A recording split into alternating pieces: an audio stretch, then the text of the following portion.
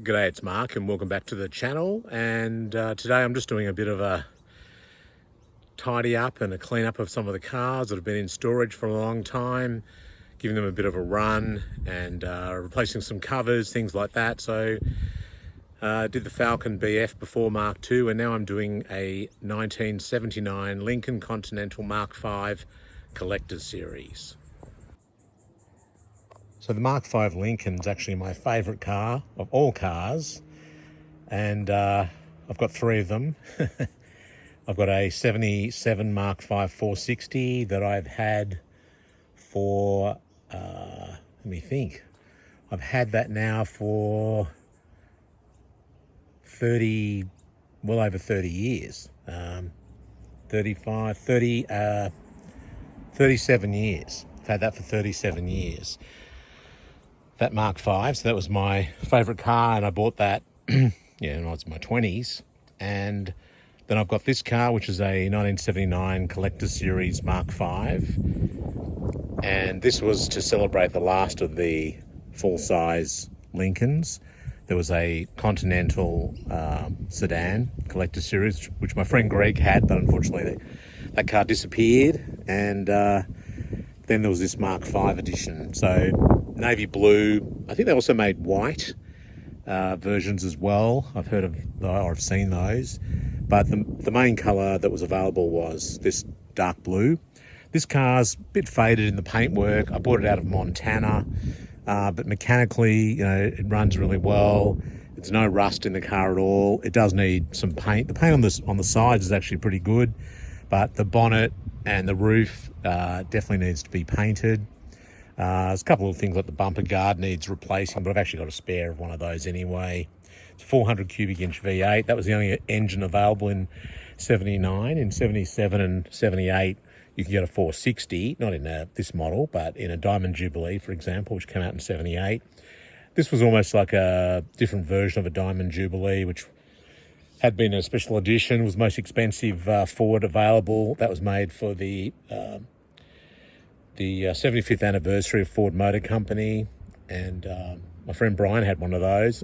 I've not had one, and also had my mate Stephen had one as well. Brian had a blue one and Stephen had a gold one. But this Collector's Series, I think, just a really terrific looking car. Had the gold grille insert, and that also applied to the sedan as well. In the turbine wheels, these were colour keyed to match the exterior paint colour. There's also these chrome trim pieces on the vents. There's a mini vent window that was available just generally across the board anyway. Half vinyl roof and the moon roof. See the paint's faded here, but really it's, again, pretty easy job to do. The roof's actually pretty good. There are a couple of marks here and there that need to be repaired. I'd rather be able to try and repair the roof rather than replace it, because it's a padded vinyl roof. You can see the Collector's Series badge there. Heated demister at the back. That wasn't standard. The sort of gold triple pinstripes. Also, they had a padded spare wheel cover on the back. This was also colour coded to match this part, which is like almost a bit of a vinyl insert in there. Normally that was red on the standard car. Again, you can see the paint sort of faded, but it's a very straight car and it's a very nice car. Inside, there was special wood trim, this sort of more horizontal grain trim. This interior was also something that was unique to the Collector Series cars. Just hop in the car here for a second. The padded dashboard. This dash is actually curled up from the heat in terms of the leather covering, so that needs to be replaced. They also had this really cool console here. You turn this wheel and you have your 8 tracks in there. Henry Mancini, nice. And then I think there's also there you go, that flips open this center console, and here's the Motorola factory CB radio, which is pretty cool. That would normally just fit on there like that. So it's pretty cool. Also, the knobs are also wood grain to match.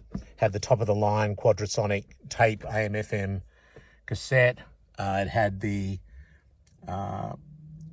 dimmer lights, automatic, like a Twilight Sentinel, automatic dippers for the headlights. Again, you can see the knobs there, which have the wood grain.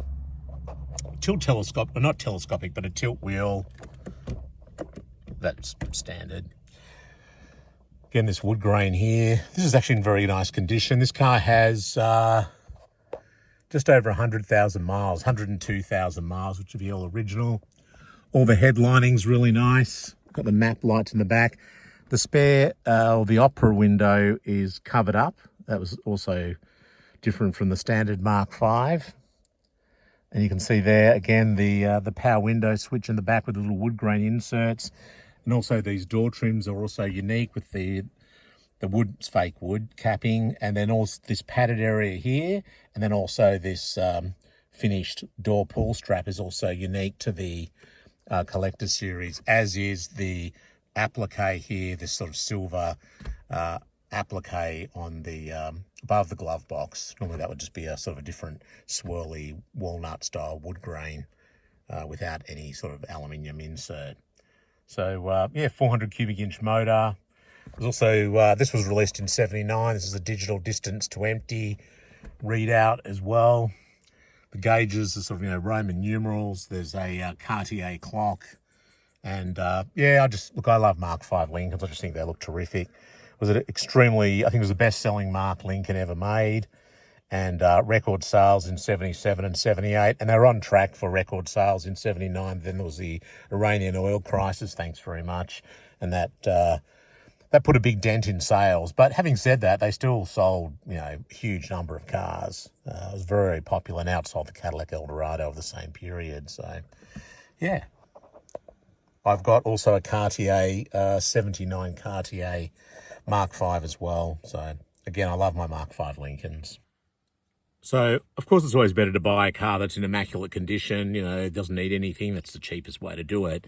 But I saw this car and I thought it actually doesn't need a lot. A bit of paintwork to really get the thing looking, with a little bit of minor tidying up, and you'd have a really nice car. And the price was very good, so I thought, yeah, I'll snap that up. So I bought it quite a long time ago, and it's just part of the collection. But yeah, really love these cars. 4-disc brakes are standard on all the Mark Vs as well. So yeah, so that's just a quick look. Actually, let's have a look at the engine as well. I'll show you that. So I'll have a look at the engine. Now, this is the standard Mark V bonnet emblem or hood emblem. That's incorrect for this vehicle. They have a unique emblem. I'll just fly in an image of what that looks like. I will order that, unless I've got it in the boot, but I will order that later on. But in the meantime, that's perfectly fine. So there's the engine. That's the 400 cubic inch V8. And developed from the 351 engine. It's a Cleveland, and you can see the distance between the front bumper bar and to the engine's quite a bit. But I love these cars, this pretty rakish side profile, the very long hood, short deck, sort of full-size, personalised luxury car. Can seat 6, but really is designed for 2 people.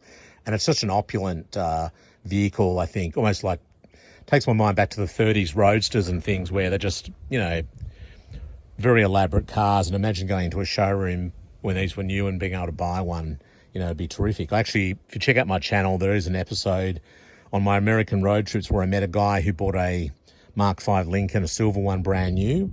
I think it had about 4,000 miles on it. So that was great to talk to an original, one owner Mark V customer. So that was pretty cool as well. One thing I do try and do is buy vintage key rings or key chains to sort of go with the cars, because it's hard to keep up with what car goes to what key. This is blue, car's blue, so that's my logic there. Let's just have a look in the boot, the trunk. Pretty sure there's some cool stuff in here from memory. Okay, so there's another dash. I bought another padded dash. There's also a case in here. Also, the Collector Series and the Diamond Jubilees had this padded carpeted trunk, all nicely done. Spare tyre, still got the factory mini spare and the tyre in there, and all nicely lined. If I can get in here without the boot closing on my head. These were in here as well, which I thought was pretty cool. Boxes of 8 tracks. Kenny Rogers, Willie Nelson, Johnny Mathis, Wayne Newton. It's pretty cool, actually. And then I thought, well, that's good. Then I went, there's even another one in here. And then there's that one. It's obviously a music lover. Neil Diamond, Barbara Streisand, John Denver's greatest hits. Anyway, it's pretty cool. The other thing you got with these was, I won't open it up now, but this is all lined, but you got a beautifully wrapped, leather wrapped tools. And I think you also got an umbrella. And yeah, it was a really nice package, actually. I'm going to replace the battery and see if I can just get it started. All right, so this car's not been started for ages. I think the battery's pretty weak, but let's give it a go. Ooh. Probably should put some fuel down the carburetor, I think. I did spray a bit of starting fluid. I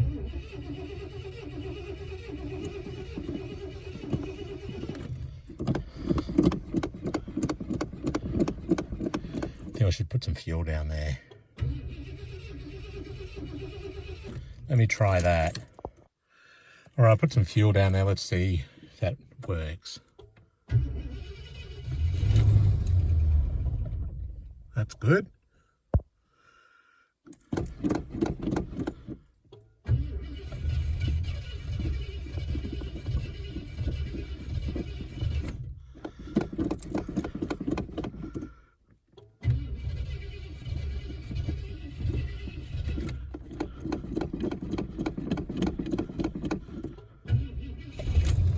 Wow, how good's that? This car, this is not an exaggeration, it's not run for about 2 years. It's very good. Wow. Just let it warm up a little bit. It keeps running. It says it's got just under half a tank of fuel, but again, it'll be really old fuel. Oh. Felt like I just ran out. See, they're not drawing up fuel from the fuel pump, or maybe that fuel gauge is not accurate. Could be empty. But the good news is the car running really well, actually. As long as I can keep fuel up to it. Wasn't tappety or anything, actually. I'm sure it's built up a bit of vacuum and the lights would have, the covers would have come down too now. Okay, I've put the spanner down there just to help the choke a little bit and getting a little bit more fuel. The headlight covers have come down as I expected. It's built up some vacuum. Give it one more go. Some people hate these buzzers, but yeah, it's all part of the car, isn't it? That's like, you know, key and ignition warning. Okay, let's go.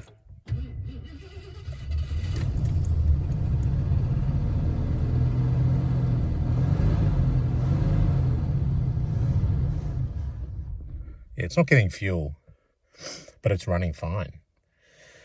Anyway, that'll do. Well, it was pretty cool. The car hasn't run for at least 2 years. Could even be longer. It could be 3 or 4 years. It's been a long time. And it seems to be running well. Just need to get either it's not getting fuel through the fuel pump, the tank might be empty and the gauge is wrong. Anyway, it's a fuel delivery issue. It's not a running issue. It seems to run fine. So please give the Mark V Collector's Series a thumbs up and hit that subscribe button so you don't miss any more episodes and you get notified as new episodes come up on the channel. Thanks for watching. See you next time. Bye.